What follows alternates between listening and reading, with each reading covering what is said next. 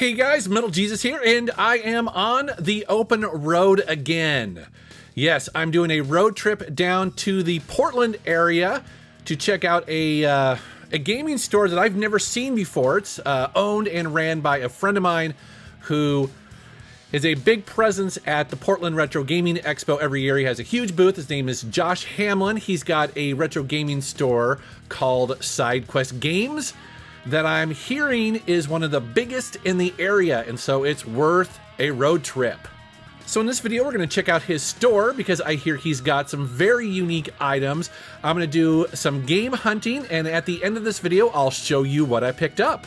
By the way, this video was filmed before Washington and Oregon State had new travel restrictions. However, I still wear my mask and practice social distancing and all of that good stuff. And as you can see, it is a typical winter day as we're driving down through Washington State. Yeah, it's definitely wet. Although the great thing is that once we arrived to Portland, well, it turned out to be a really nice day. And that is a good start to game hunting. Now, I mentioned that SideQuest Games is in the Portland area, and technically it's in Clackamas County. I believe it's unincorporated county. I'm going to put a link down to their website below. And the good thing is actually that they sell online. So if you see something cool in this video that you want to have in your game collection, you may want to jump on it. And by the way, guys, this video is not sponsored in any way. I just like highlighting really kick-ass retro gaming stores that hopefully you can take advantage of as well. And when I arrive, well, I can see that, yes, this is definitely a very big store and lots of room to move around, but it's packed full of games. And by the way, I do want to mention, of course, that they are requiring masks. They do have hand sanitizer, and they are recommending people try to keep, social distancing in place. Now, I'm going to walk around the store and do some game hunting in a bit, but when I get there, Josh immediately greets me at the counter and he says, "Hey, dude, you've come a long way. Let's just get to the awesome stuff that I have in the back." So he told me about this a while ago, that he's got some really special stuff that he's kind of cleaning up and researching and working on. And so he's like, let's go in the back. Let's check it out. So this stack of games here are all going to go in for grading over to Wata Games. These are all factory sealed games. And then these few down here are variants. There's a Zelda test cart, a 5-screw Jaws Punch Out, and the Star Fox Super Weekend. And then this one is kind of the most special, the Nintendo World Championship. Did this just walk in the door? Where'd you get that? Yeah, so what happened was I had a Pokemon Red sealed game that actually came in on trade, which ended up grading the highest one in the world. Huh. And then when I put it out for sale, it was traded, or this was traded to me from a gentleman in Dubai. Actually, he traded this for that Pokemon Red card. Wow! So it was a big worldwide trade. Really happy to have this one. This is by far the most crazy game that I've ever had. And this will be for sale in your store? This will be for sale at some point. At some point. Yeah, it's right now it's kind of on hold. I'm trying to decide what I want to do with it. There's another one coming up for auction that ends in a couple weeks, and I kind of want to see what the market is because these only come up about once or twice a year. Yeah. So it's been a while since one has been sold. Crazy. That's awesome. Yeah, pretty epic trade. Sitting next to that, he has some developer Xbox 360 consoles. Very cool looking, although unfortunately they have been completely wiped, so there's no developer code on them, but still, I think they look pretty cool. All right, so tell me what's on this table here. Got some cool stuff? Yeah, so all this was brought into the store from a friend of mine, Randall Reese, who was a developer back in the early 80s, 90s. And it was kind of an amazing story because a few weeks ago, as you know, there's been wildfires all around the West Coast. And he came into the store really emotional and said, "Guys, I had to leave my house in a very short notice, and almost all of my old development hardware and software was left. I don't know if it's going to be there." And so the stuff that he was able to recover, which was so fortunate because a lot of this is just one-of-a-kind stuff.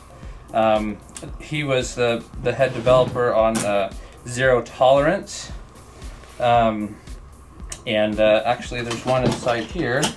This was a media kit that was given out back in the day for Zero Tolerance. Of course, You probably recognize the Genesis. They even had a little dart gun there and some shirts and pins. So this was a media kit. There was one of only 2 made. The first one actually got confiscated way back when in an airport when he tried to travel with it. And then the developer ended up giving him this other one. So this is the last one known to exist. This was the follow-up game for Zero Tolerance that was actually never produced or never released. This is the original prototype, mocked up artwork. This artwork's actually, as you can see, it's not complete. It's on the back of like a different game, and he also was able to save this. This is a prototype or mock-up box for Spellcraft. This was a port from a PC game. So this was brought into Toys R Us to pitch the game. This is just a mock-up box that they made, and then the prototype game. This was his personal copy. This is a very early revision of it, just like laser printed artwork and everything. And then, yeah, some of this other stuff is just factory sealed case of games that he had laying around, original artwork from Ball Blazer from Atari, and yeah, just some really cool stuff that history was preserved. Yeah, that's great. That's awesome news. So thanks, Josh, for the tour of the back room. It's always cool to see behind the scenes a little bit at these stores.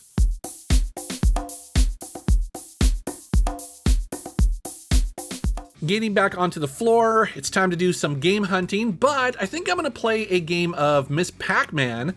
I was happy to see that this is the version of Miss Pac-Man that's very fast.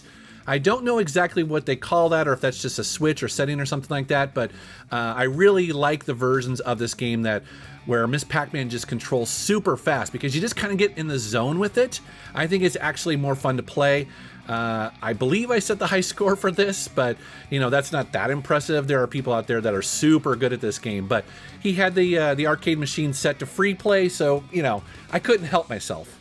Another thing that was really cool to see here that kind of stood out that you don't see as often, and that is a clearance section. He actually has 2 sections that are just dedicated to clearance items.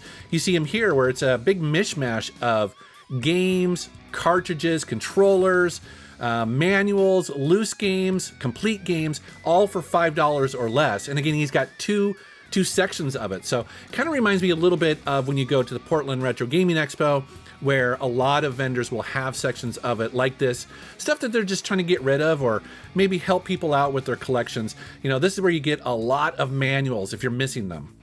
And you guys know me, I've been on a kick lately trying to get a bunch of DS and 3DS games and PSP games, so I immediately ran over to that section. And one thing I was really surprised to see was replacement batteries for the PSP. Now, if you don't know, a lot of PSP batteries, these rechargeable batteries, are starting to fail and they get fat. So you'll see people on social media posting these photos of, their PSP bulging, and that's because these batteries go bad. And a lot of people are looking for replacement batteries, new batteries that you can then use on your PSP.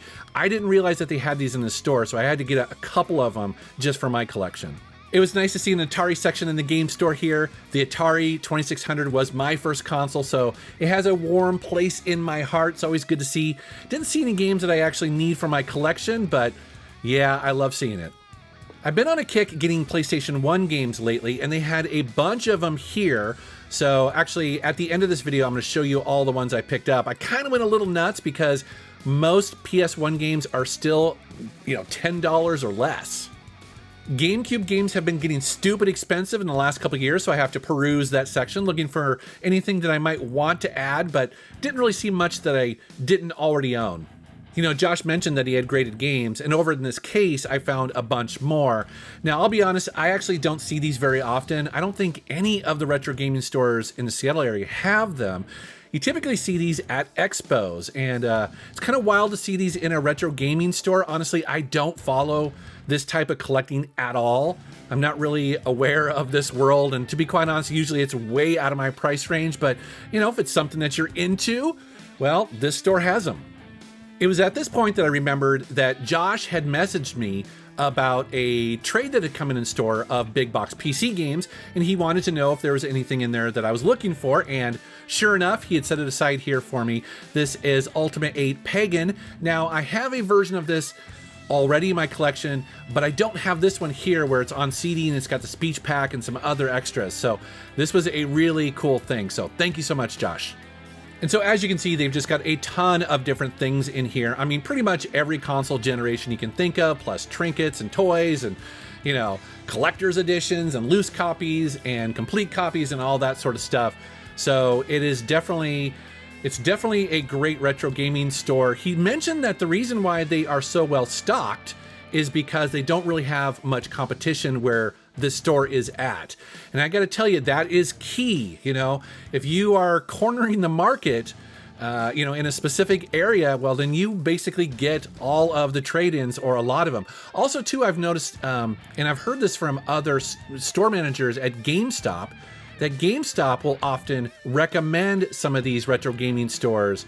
You know, when people bring in sort of last gen or maybe even, you know, stuff that basically GameStop doesn't carry, GameStop will say, hey, take your stuff over to SideQuest Games or whatever, and, you know, they'll take your stuff and give you cash or trade in for it. So again, that works in his favor. So as you can see, yeah, there was a ton of stuff here. And by the way, guys, I did mention that they have a website. So obviously not all of you watching this video live in the Portland area. Actually, I don't either. So it's good to know that they have a website that you can, you know, order this stuff online and get shipping. So I'll put all of the details of that down in the video description below. So we're gonna go ahead and take off from SideQuest Games here, and I'm gonna show you what I picked up in a second. But check this out. When we are heading downtown Portland to get some lunch, we just stumbled into this really cool record store that happened to be open. You can see it here. It is 2nd Avenue Records.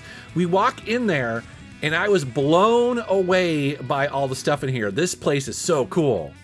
So obviously it is jam-packed full of music, and you guys know that I love vinyl. Now, the first thing that I ask when I go into these kind of places, I basically say, hey, do you have a metal section, or is all the metal just mixed in with rock? And the guy was so funny. He's like, oh, we've got a metal section. And yes, he was right. So right off the bat, I was really happy to find this Ghost Kiss the Goat EP that I've been looking for a while now. Kind of limited run, and it's been hard to find, but yeah, he had a copy, so I snagged it. As well as Opeth, Blackwater Park, one of the greatest metal albums of all time. I did not have this on vinyl. I do now. And I also picked up a copy of the Cocteau Twins 4 Calendar Cafe, one of my favorite albums from the 1990s. Oh man, I had no idea this was on vinyl, and I snagged it quick. So yeah, if you are in the downtown Portland area and you collect vinyl, you have to stop by this store. Blew me away. It's awesome. All right, we're back in Seattle, and the first thing I'm going to show you is Uncharted 3, the Collector's Edition. You saw me messing around with this. I pulled it off the shelf because I was like, ooh, love me some Uncharted. And yeah, this is a cool Collector's Edition. And again, it's not very expensive. It was only $30.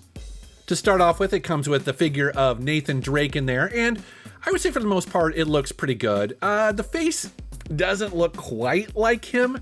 I think that's probably my only complaint about this, but I do like the figure itself, the stance, how he's holding the gun. That looks pretty cool. Plus it has a ring in there, so nice and sturdy and made of metal, as well as a belt buckle, and of course the game is in there too. So yeah, that's a nice little collector's edition. I'm pretty happy with that. Now, I mentioned that I've been on a PlayStation 1 kick, and I'm going to show you a bunch of them that I picked up here, starting with King's Field 2. So this is from Software, and as you can see by the gameplay footage here, it is a first-person RPG that, frankly, just kind of reminds me of Skyrim or Morrowind, but on the PlayStation 1. Now, I'm not super far into the game, but I've heard really good things about this. And again, I can see this being kind of unique on the PlayStation 1. So yeah, I'm definitely looking forward to playing it some more. I also picked up Galaga Destination Earth because a lot of people recommended this to me when I did a video talking about some classic arcade games that got updates during this gaming era.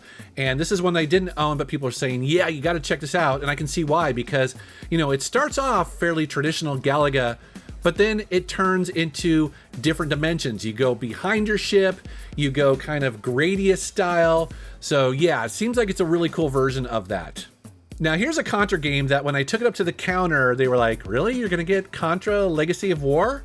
But I had to get this because, well, listen, I know it's not supposed to be a great Contra game because it just doesn't have a lot of the things that people associate with Contra, obviously being normally, you know, a 2D run and gun. This is obviously 3D. However, the reason why I got this game and the reason why I wanted to try it, one, it was fairly cheap, but also it has this funky 3D mode in the options. And so when you turn it on, you see it here. It basically is in that blue and red, like you're supposed to put on those cheesy glasses from the 1950s, and it's supposed to be in 3D. So I haven't tried it yet, but I'm curious to see if it's, you know, even good at all. Here's a game that I've heard good things about, and I'm going to try to say this here. I hope I don't butcher it, but I think it's a Akuji the Heartless. And this is by Crystal Dynamics, who have made some great games. Also Eidos here. So as you can see, it is a third-person adventure game. And basically, the reason why it's called the Heartless is because your character doesn't have a heart. You are traversing the underworld. And it seems to be kind of like mystical and stuff like that.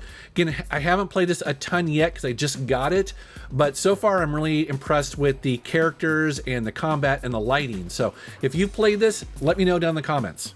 Here's another game that people have recommended to me for years now, and that is Vigilante 8.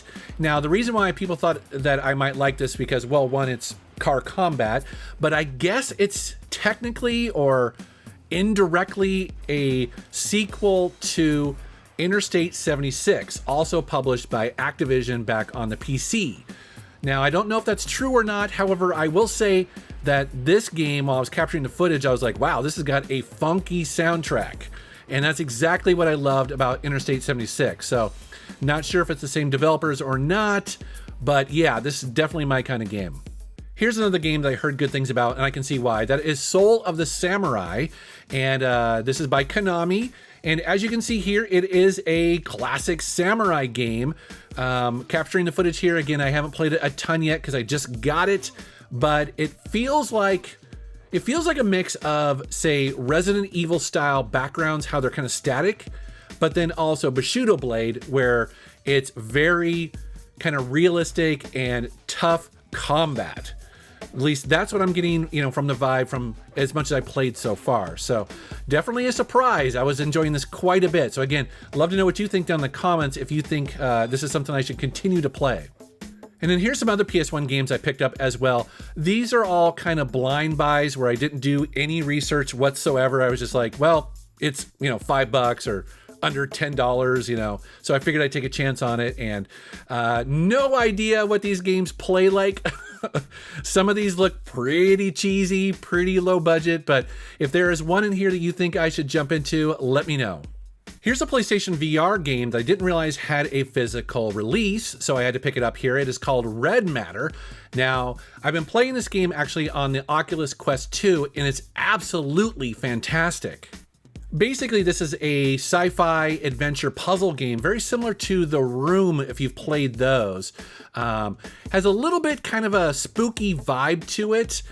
Great graphics, great puzzles, great controls. If you are into VR and you haven't played Red Matter, definitely check this out. I also picked up a handful of PlayStation 2 games, including Valkyrie Profile 2. Now, I haven't played this series since it came out on the PSP, which was a while ago, but I loved it at the time. Now, what's cool about the game is that you adventure and explore in this kind of 2.5D here, where it's in 3D, but you're really just on a single plane, and you kind of do some light platforming, but then you go into combat and it's full 3D. Now, like I said, I haven't played these games in a long time, but I'm going to be curious to check this one out. Found a copy of WarioWare Gold for the 3DS. Now, I do really love the WarioWare games. If you haven't played them, they're just a bunch of really silly and whimsical mini games. Many of them just over the top and just a ton of fun. But I did see, though, that this only plays in 2D. That's a little bit of a bummer because I think it would be pretty fun to see a lot of those WarioWare games in 3D, but that's okay. They'll still be a blast to play. as well as Alice in Wonderland for the Nintendo DS. Now, I was really excited to see this because just like a week before, someone private messaged me and was like, hey, if you like really good hidden gems, Metroidvania style games, you got to check out Alice in Wonderland on the DS. And I had no idea. And then I walk into the store and there it is, just waiting for me to pick it up. So I'm really looking forward to playing this game. I've heard great things. I did find this really cool Japanese special edition of Gungrave for the PlayStation 2. So this would be an import from Japan, and if you haven't played the Gungrave games, they are, well, they're pretty brainless, mindless kind of run and gun games, but they're just full of style. And what's cool about this collector's edition is that it has a figure on the inside, and yeah, he looks badass. This is a really cool find. I also got the Steelbook edition of Persona 5 Royal for the PlayStation 4. Now, surprisingly, I haven't played Persona 5 yet, and I'm not entirely sure why. I think it's just because I've been distracted with other stuff for so long, but I've heard really good things about the Royal version of this because it's got new characters, it's got a whole new semester for school, I guess it's got a couple new areas, so if I'm going to jump into and play the game, well, this is probably the version to get, and I do like Steelbook Edition, so yeah, it was cool to find this. All right, guys, well, that's my visit to SideQuest Games. Now, if you happen to be in the Portland area, well, you should definitely check it out because it's all sorts of awesome. I'll also put a link down in the video description below if you want to check out their website. I believe he might be running a discount code as well for viewers of my channel. And as always, I want to thank you for watching my channel. Thank you for subscribing, and take care.